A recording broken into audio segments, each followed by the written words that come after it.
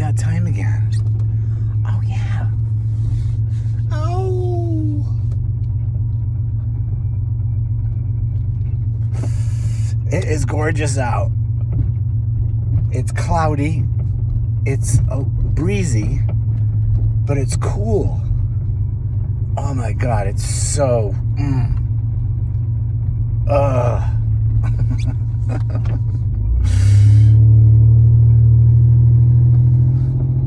God knows how much I love it when he kisses us with his beauty. Ah! Oh yeah. You gotta love creation, baby. You're at the center of it. If you don't appreciate it to the fullest, who will? Oh yeah. Is that not who you are? Is that not who you've been made to be? I was just listening to my old friends in this church, this Pentecostal church, and oh my God, things just do not change there. It's really, I shouldn't be silly about it because it's sad, and I did pray for them, but just to see how silly it is just, oh my gosh, people.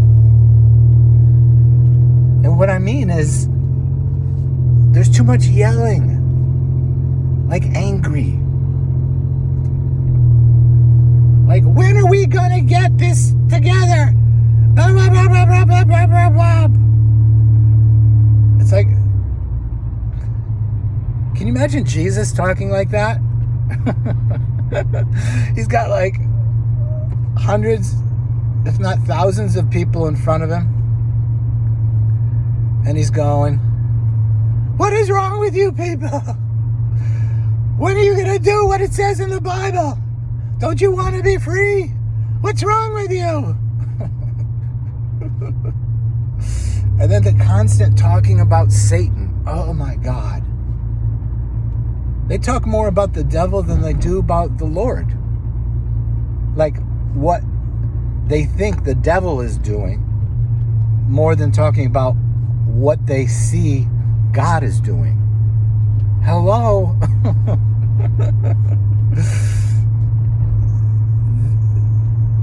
The cross of Jesus canceled the power of sin and death.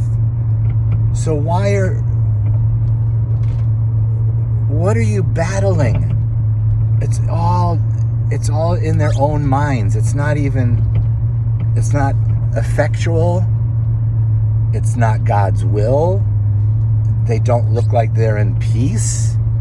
It's just, man, if I saw that, I'd just be like, I'm out of here. Oh man. And then before this service starts, they have like a Bible study, and it's like less than 10 people almost every time I tune it in. Why? Because they're not delivering life. If you were delivering life, people would show up. People would want to resonate with the life that you are demonstrating and share it with you and rejoice with you and be a part of it. But no one, like, not once have I seen a fully attended Bible study before the service starts. Not once. That's got to tell you something, people. You know, we got to pay attention to what's around us. What is evidence? The evidence is what we see, right? Like Aristotle, you know, you got to take the Aristotelian philosophy and put it to use in this regard. You know, people always or often like to separate science and faith. And you shouldn't do that. Anytime you're creating these arbitrary dichotomies, you're setting yourself up for failure. You've got to be applying a paradoxical mindset to everything you see and experience. That's the only way you're going to know what God is doing, because he only works in paradoxes. So instead of dismissing the importance of science, you need to apply it. Like just now, I had this back and forth discussion with somebody online here, and she was horrible. She was interviewing Dan McClellan, who's a Bible scholar.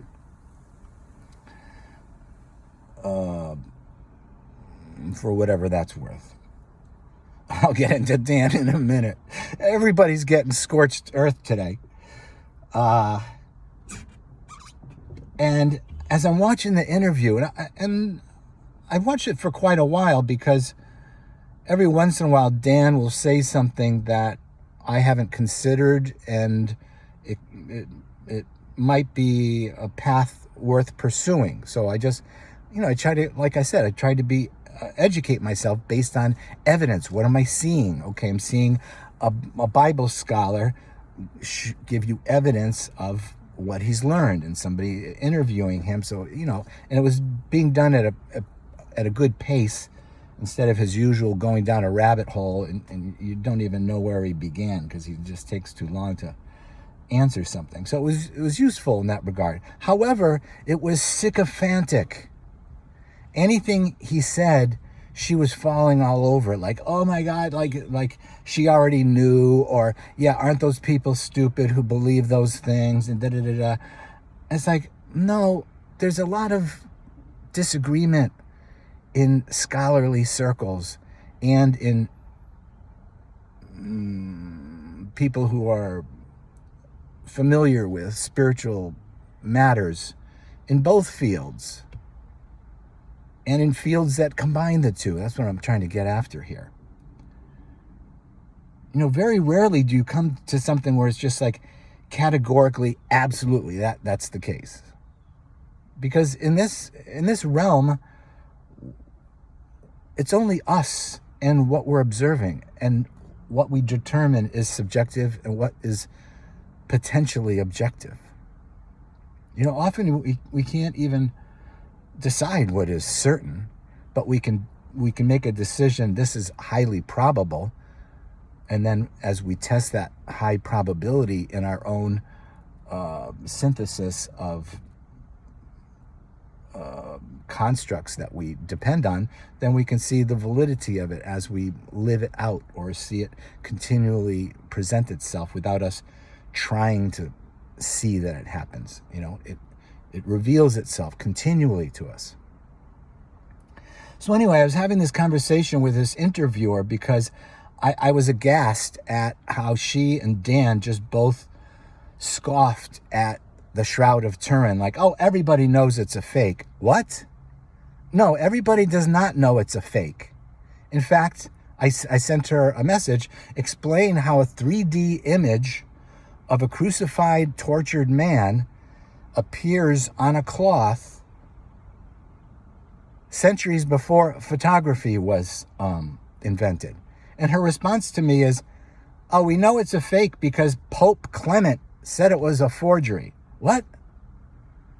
Since when am I getting my scientific information from a medieval pope about an artifact that is currently baffling scientists to the point where many of them are becoming believers because they can't come up with any solution other than this image appears to have been created by radiation through the cloth, and that's why it comes out in like a 3D image. Hello. So we really got to be careful about like agreeing with people who agree with you and dismissing people who we maybe don't understand, or it's just something we disagree with. We need to really let the Holy Spirit of God rise up within us to instruct us continually on what we're going to hold to be precious, and worthy of building on. Oh yeah, baby. That's called evidence. God's not looking for us to jump off a cliff and say we believe in Jesus. Oh no, look around. There's plenty of evidence. Get to it, baby. You want to be part of the evidence. You need to show somebody that Jesus is alive in you. If you have the Spirit of God in you, it is your responsibility to show the people in your life that Jesus is alive in you. Yeah, baby. Get to it.